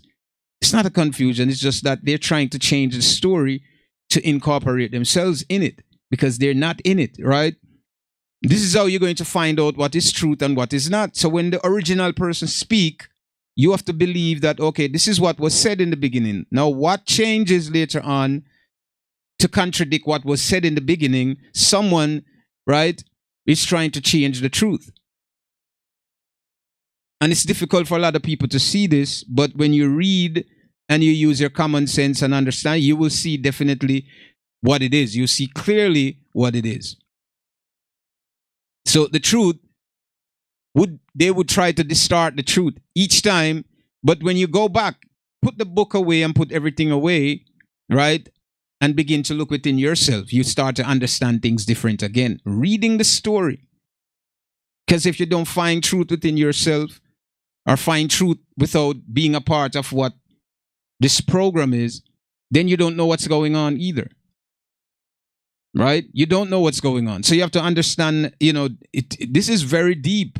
It's very deep. You know what I mean? It's very, very deep. And you have to understand this. You have to put yourself in a situation. You have to have an open mind when you're reading this book. You can't go into the Bible with beliefs, right? And a lot of people do that. They believe already, or they already attach themselves to something and they're looking for evidence to support. So they will go in the book to find these things. Okay, well, it sounds like this would be truth to what I believe in. So they're looking to identify and they'll go through they don't read the whole book. They will cherry pick things from different scriptures, just, oh, yeah, this supports what I believe, to reaffirm, you understand, the idea that what they believe is true, complete truth, and it's not. So you have to go back to the book, read it for yourself, understand it. You will know. You will begin to see that things are not in place the way that they say it is, right? And all the words are, the stories been contradicted, with each other. It means that somebody made a mistake somewhere there. Someone who's trying to change whatever the truth is. So you read. I mean, there's a lot of things I could pull up, right, to talk about, which we're definitely going to get in that one of these days. And I think that should be an interesting topic to talk about, what is factual or not. For instance, you have the Our Father prayer, right? Our Father who art in. So we have the Our Father prayer. When they ask him, so what should we pray, right? And he told them, Our Father who art in heaven, and hallowed. This is the term hallowed. Now, if you know what hallowed be thy name, and thy kingdom come, and then you have, at the end now you have amen. What is amen? What is amen? Now, if you go back to Egypt, there is a god there called Amin Ra, right? Why did they put amen at the end of the book? And you ask a lot of people and they have different answers to give you. So there's a lot of lies. There's no such word as amen in the book or on the scrolls. Let me go as far as the scrolls. There were no such thing as amen on those scrolls. Now, we're saying this because we give utterance at the end of our prayers after we already say that which is good, right? Then at the end, we're giving utterance to an idol god, right? You don't even know that. So when you say amen, now it's like you delete all of what you just did. None of it matters anymore because you're not giving reverence to the Creator, right? Because his name is not Amen. Amen is an Egyptian god, right? You all heard about Amin Ra. You know who he is. It's the same thing. And Alod supposed to mean sacred, right? When it's supposed to be holy or praises be your name. They put Alod there, so they changed the whole thing so that you wouldn't have that good connection when you say the prayer. You wouldn't connect. It wouldn't connect with the Most High because something is wrong about it. It's all wrong. So when you read, there's a lot more things that you can read and you'll find out, right? You have to ask yourself the language that the Egyptian speaks, right?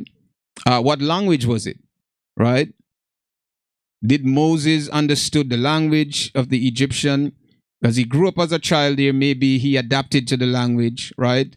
What was the communication like? There are many things to ask yourself while you're reading, not just reading without questioning the reality of life and your life that you live and what you would have said and questions that you would have raised under the circumstance, right?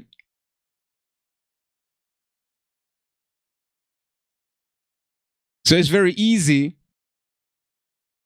to figure out which was truth from the reversion or the revised version of whatever, because each time they revise it, they're going to change it. So I would advise you guys to go find the older books. And when you do find them, if you do, because they're taking them off the shelf because they don't want you to have them anymore, because it's going to be a conflict with the new information.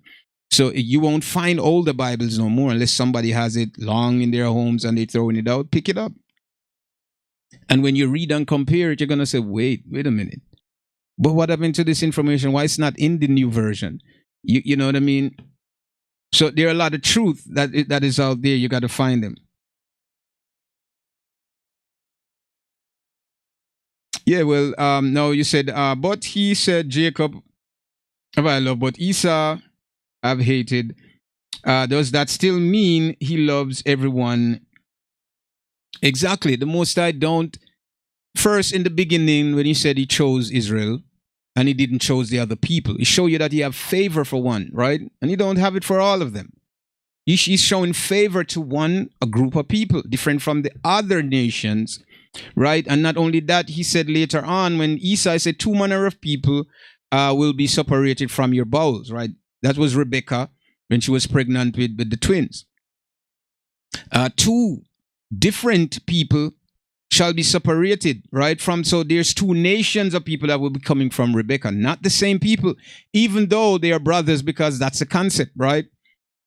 But they will be separated because they were twin. They will be separated. So one was born, the other one was the regular, and the other one was irregular, like that, right? He had hairy skin. He was ruddy, right? Higher complexion than the dark skin one, right? And he was called Esau. He was the firstborn. And Jacob came out holding onto his heel, right? And he said, the younger shall rule the whole, right? Now, the Most High even stated, say, Esau, Jacob have I loved, and Esau have I hated. Why he hate Esau? Because Esau went against his brother Jacob. So he hate Esau. Now, we could say this hatred that he spoke about, who or who were the person, or who were those persons that he was talking to? Was it a group? Was it an individual? We have to go back to those things to understand he hate Esau for what Esau did. Not that Esau didn't continue today. Esau descendant still continues to terrorize the Hebrew Israelites. You understand? And oppress them. So he hates Esau for the fact that Esau did things, you understand me, against his brother Jacob. And the Most High chose Jacob, so of course he's going to defend Jacob. So he doesn't love everyone. If he did, there wouldn't be a choice that was made among the people. It would be ridiculous. Why do we choose when I love everyone? Why am I choosing among them?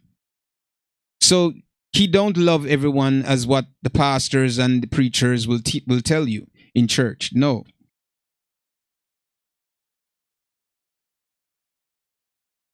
He created man, and he told the Israelites, he said, the earth was created for your sake. whomever he created else or whoever intervened, because some of the people that came here, right, or whoever interfere with their bloodline, right? There were a lot of things that happened in the earth, man, during the time. A lot. And I know it's a lot to get into now. But let me go through some of these questions before we get out of here. Okay.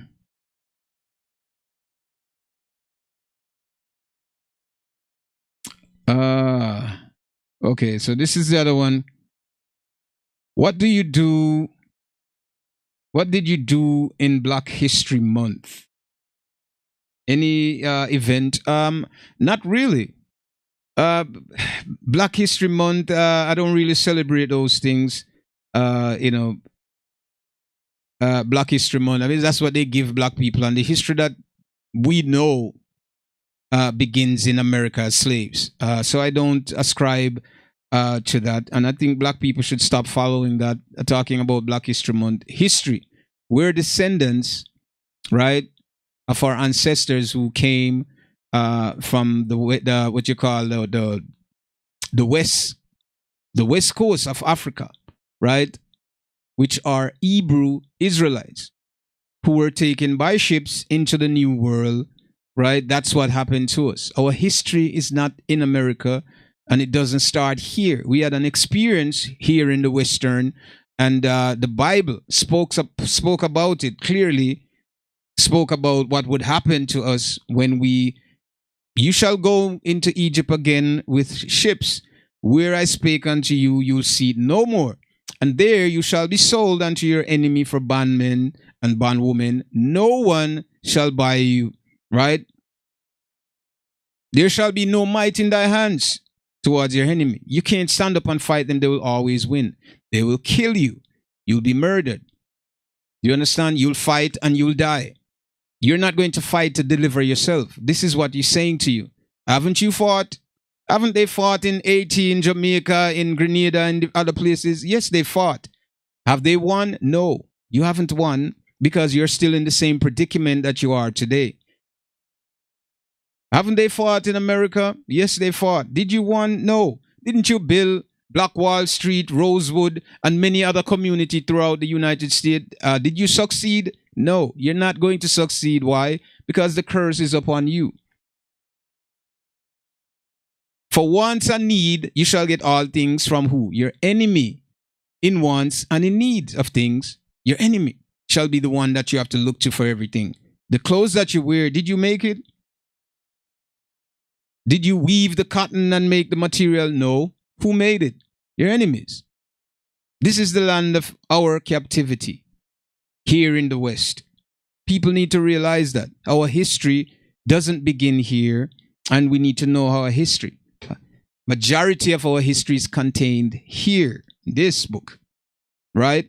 Not Black History Month that they tell you, oh, well, this is Black History Month, as if they're honoring black people. A matter of fact, hear what they call it, Black History Month, black. Didn't the book said again, Deuteronomy 28, you shall call a byword, you shall be an astonishment to all nation. Who's the byword? Does black represent us as a nation of people? No. That's the byword again. Prophecy again. My friend, get into your Bible, Deuteronomy 28 through 68, and read it. So we don't really ascribe to Black History Month. This is not honoring us. Right? That's not honoring us. We know what our people went through. I know what my ancestors went through. Not just the ones that they told us about, but the ones that we don't know about, the ones that died and forgotten. We know what they went through because how we've been treated, we could understand how they were treated in the time when no one was looking, when no one was recording anything, and how many innocent died. So we know. So we don't celebrate or ascribe ourselves to their paganistic ideas. We honor our people that stood up and died and shed their blood for us. Their tears is in our hearts. What they did is in our hearts, right? And their cry is going to pave way for a generation to come who's going to rise higher and higher each time. They're suffering. Only one person can soothe their suffering, and it's the Most High. As I said, love the Most High with all your mind, your heart, and your soul. So we don't celebrate that. So we don't look for a special day to do an event on that day. It's just another day to us. Our people and their work that they did, I honor them every day.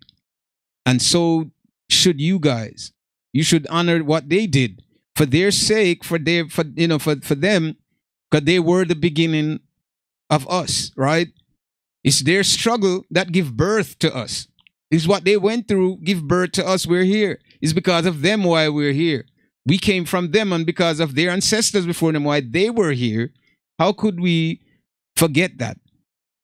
How could we even think that there's a special day that we need to honor them, and this day wasn't even given by your people, and say it's Black history? That's not history. That is not history, my friend. But no, we don't have an event on that specific day.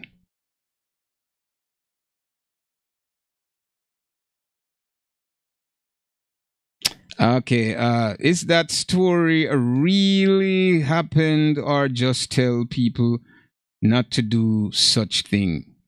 What story is that? I believe there are many things in the book that happen, and there are stories that are attached, and the Bible is full of so much information that we have to go through it and really analyze. And I want people to understand this. The book and the way that it's structured now, with chapters and verses, that's not how it was before. With punctuation mark, full stop, comma, all of these things. Those things were never there before. So we have to pay attention to that when we're reading, and how they're trying to put it in the story form, right? The way that you would write an essay, the way that you would write, sentences in the English language. This is how the book is being translated, and it's relating to the English dialect, right? And how the English language is structured. So it's not the same when you're reading. This is the first thing you have to understand. So when you're seeing these things, you have to start to think like, okay, but it wasn't, oh, verse 2, this was that, and verse 3. And these are men who were, translating some of the things they didn't understand. They would put numbers and try to farm it in whatever way they could. And whatever they didn't understand, they would exaggerate some of it.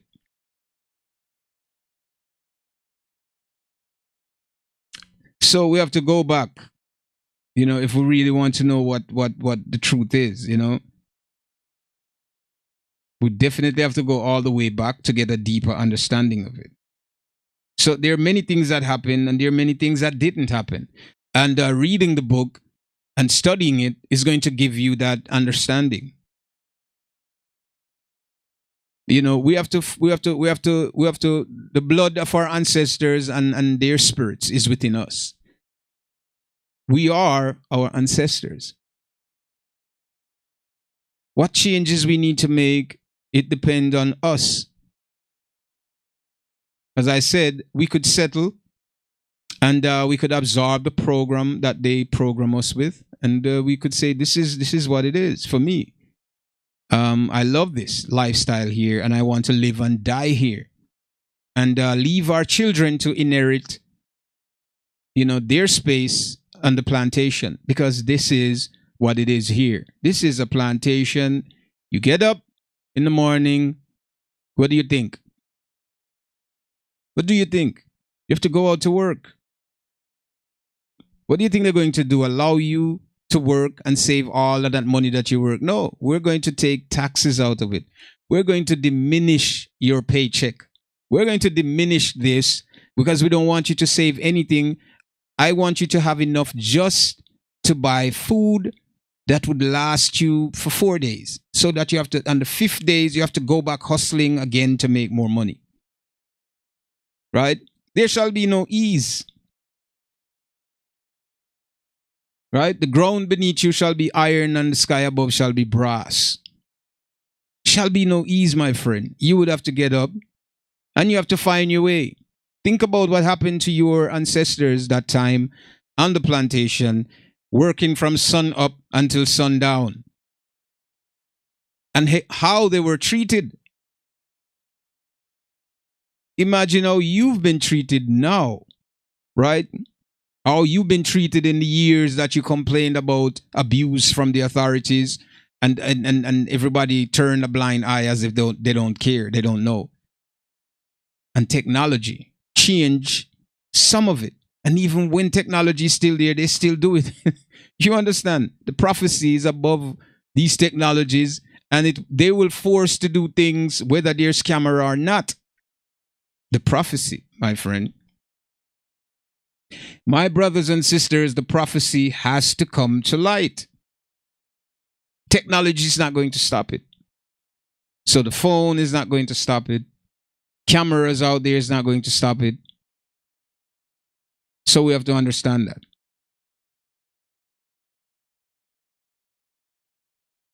Okay, let's see.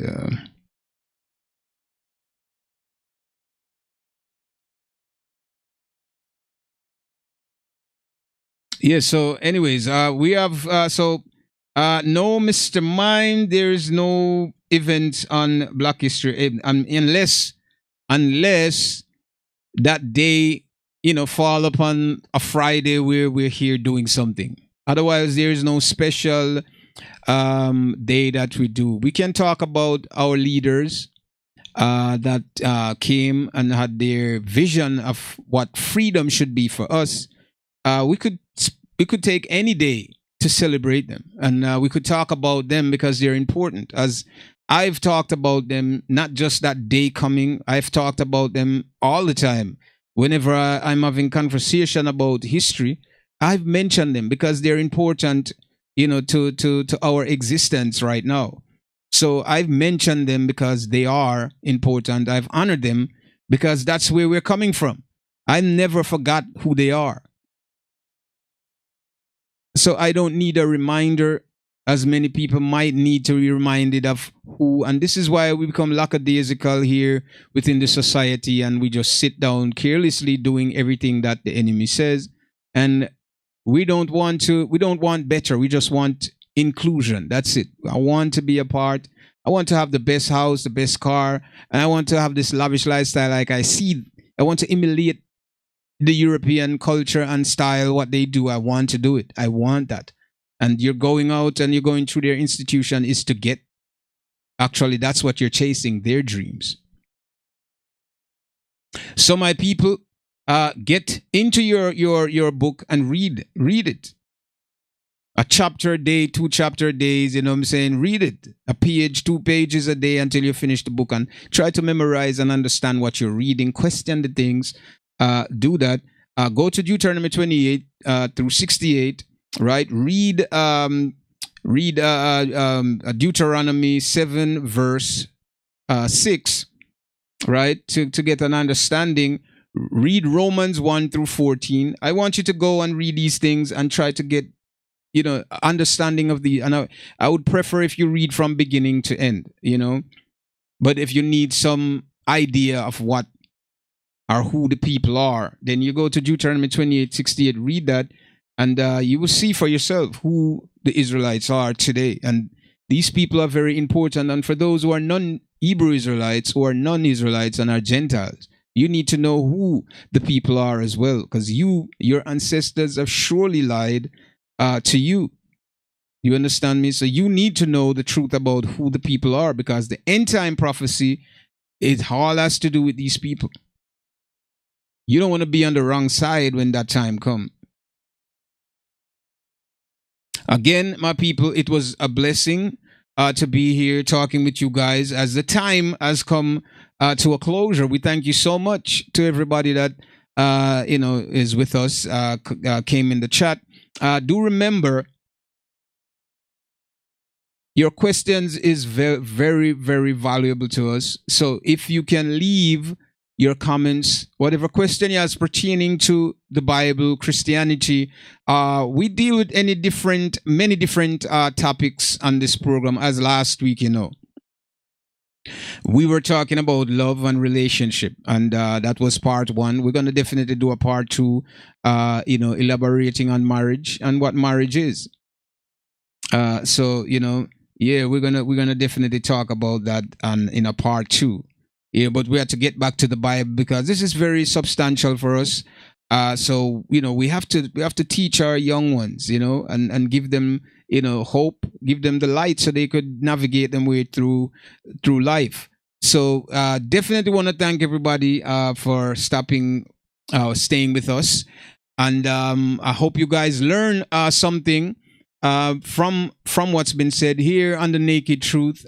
Um, I want you guys to stay tuned. Well, maybe next week I'll do the part two for the love and relationship, and we'll be discussing marriage and discussing the custodial parent and our roles as parents. Yeah, our role as parents, and I want to discuss that on how important it is for family structure. We'll be talking about that, so I'll probably elaborate some more on that next week. The part two of the love and relationship. I hope you guys can come in, and I hope you guys have some questions because it has to do with us, our daily life, how we live, how we view things as people and as parents. So I would love to have some questions and more questions as we go along, and you guys can ask me, and we will sit down and have a reasoning on that. So thank you so much to everyone again for tuning in to the Naked Truth. I'm looking forward to see you guys. We have some entertainment coming up, so you guys can stick around for ATO. That will be up next. We have the entertainment part, what we're going to do. So you guys can stick around for that. And thank you so much. And please, you guys, read Deuteronomy 28 through 68. Try to get an understanding of what that is and who fit that prophecy. You can do that yourselves, right? And again, love the Most High with all your mind, your heart, and your soul. Love Him that give us life, that give us existence in this earth with your mind. It's not too much to do, man. People love money, people love women, cars, beautiful house. The Most High that put us here and make all of that possible. Make all of it possible, the like and the dislike that you have for these things. He make all of that possible. So love Him more than those trivial things, right? With all your mind, your heart, and your soul, and love your brother as you love yourself, man. This will delete all the negative things that are happening in our community, the violence. When we begin to act like this, things will change. Everything will change. Your life will be peaceful. You could walk the street late at night without thinking someone is going to rob and kill you or rape you. You understand me? So please love the Most High with all your mind, your heart, and your soul. Be committed to that, right? Be committed and devoted to that. And love your brother like you love yourself. Whatever you want for yourself, you want the same for him. There's no competition between you and your brother, right? I want him to have what I have. I want him to be happy like I am happy. Please do that with each other, man. Teach your kids that. Teach your sisters, your brother, your family member. Talk about these things and show them what it means to love. And this will get rid of all the negative things that you experienced in your life and in our community. So much love again to everybody out there. Respect to you. And we're definitely going to see you again, in the brighter lights. We're here again, and it's all about music. So definitely want you guys to stick around, and we're going to get into some entertainment. ATO is coming up next. Please, and we'll see you here again next Friday, and we're waiting for that moment to come. Thank you guys so much. Much love and respect to everyone.